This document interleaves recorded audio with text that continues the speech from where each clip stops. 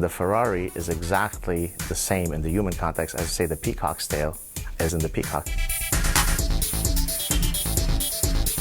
Hi, I'm Zach Weissmuller with Reason TV. We're here with Saad. He holds the Concordia University Research Chair in Evolutionary Behavioral Sciences and Darwinian Consumption, and is the author of the book The Consuming Instinct: What Juicy Burgers, Ferraris, Pornography, and Gift-Giving Reveal About Human Nature. Thank you for joining us today. Thank you for having me. It's a pleasure to be here. In basic terms, the book's about evolutionary psychology and its relationship to consumerism. What does evolutionary psychology have to say about what we spend our money on? There are a myriad of consumer phenomena that happen in exactly the same way around the world. So they transcend culture, they transcend time period, and they do that precisely because they are part of a common biological heritage.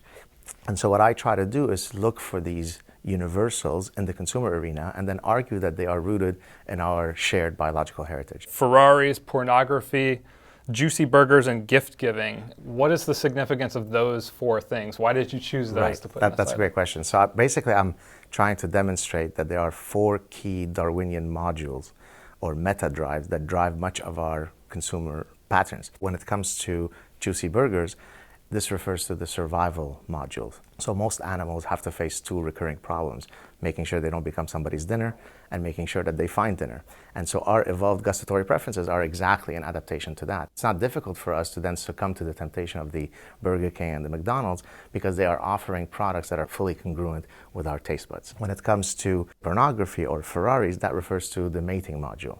So let's take, for example, the Ferrari. Well, I argue that the Ferrari is exactly the same in the human context as, say, the peacock's tail is in the peacock. So the peacock shows his tail, and the females will choose that male who has the most iridescent colors, the biggest tail, the most symmetric patterns, and the Ferrari is effectively signaling similar things, but in the human context. We did a study a few years ago with one of my former graduate students where we brought people into the lab, men, and we had them either drive a fancy Porsche or a beaten-up old sedan. At the end of each of these driving conditions, we would collect salivary assays to measure their fluctuating levels of testosterone. And as you might expect, you put a young male in a Porsche and his testosterone shoots through the roof. Because that endocrinological mechanism is akin to saying, hey, I was just imbued with a social win.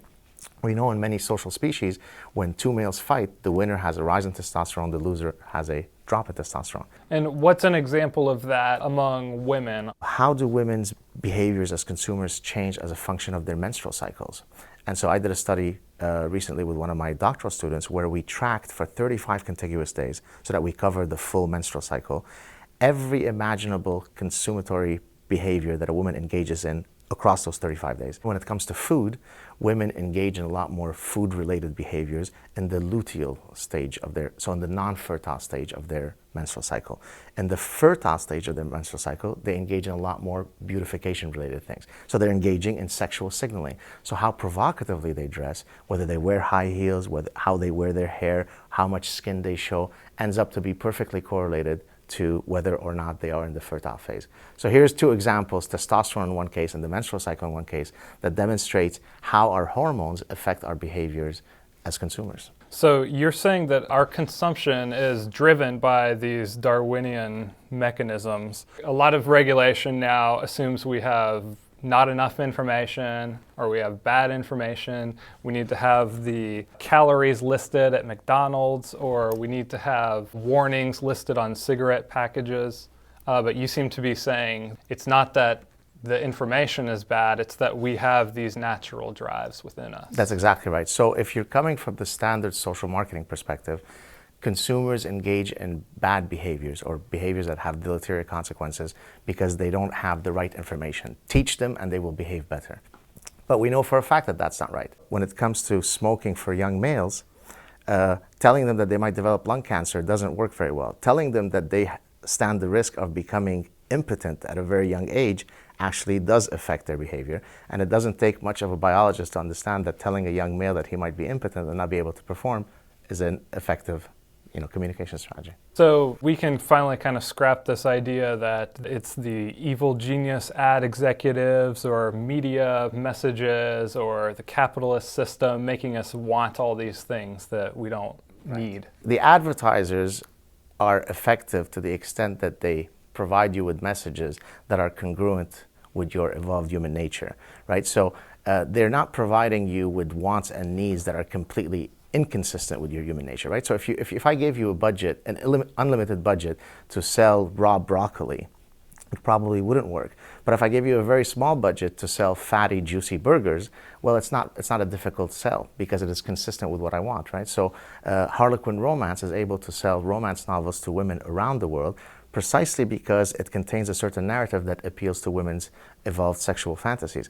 And so again, advertisers are not these evil geniuses, as you said. They are providing us with messages that ultimately have to speak to our human nature. But to reduce every human choice down to a kind of Darwinian imperative, needing to pass on our genes to the next generation, aren't we able to kind of rationally overcome that now? Don't we have an evolved mind that no longer needs to be looked at as this sort of Stone Age brain? Right.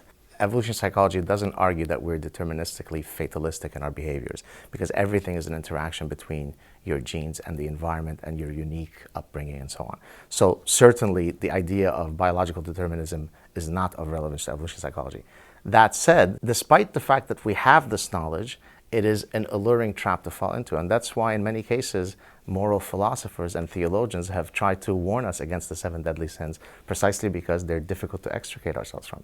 Biological evolution, it's basically indisputable at this point. I mean, we have fossil records, we've verified it in laboratories, we've done artificial selection breeding. When it comes to evolutionary psychology, do we have that same kind of evidence? How do you convince us that it's a science and not you're coming up with these creative stories to kind of fit your premise? I mean, that's a great question, because that's one that you constantly hear as an evolutionary scientist. Or you're just coming up with just so storytelling. Interestingly, though, when evolutionary biologists come up with similar hypotheses for every other known species, they're valid scientific hypotheses.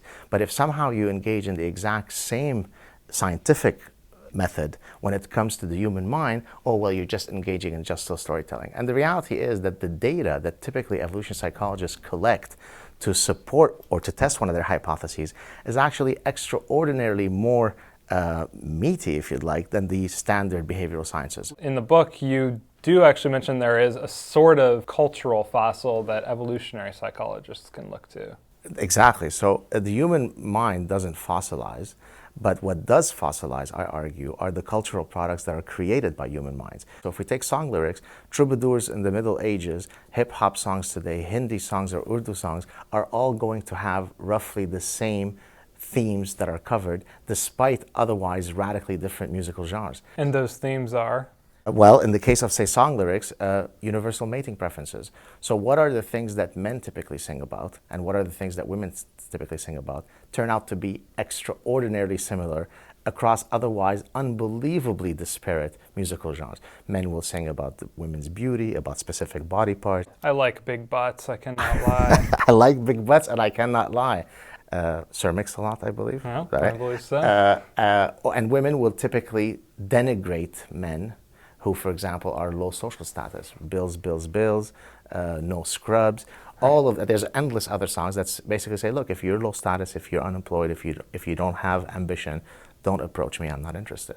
You do a lot of comparing what men in general do and women in general. The stereotype is that it would be the religious right attacking evolutionary scientists, but it seems like you're getting it from left, right, all over the political spectrum. You're exactly right. There are endless ideological camps that hate evolutionary psychology for no reason that has to do with science, but everything to do with it being perceived as an attack on their pet ideological theory. So if I am a feminist, I reject innate sex differences.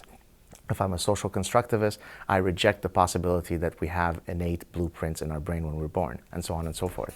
But they're driven by ideology, not by science. Saad, thank you very much for joining us today. My pleasure. For Reason TV, I'm Zach Weissmuller.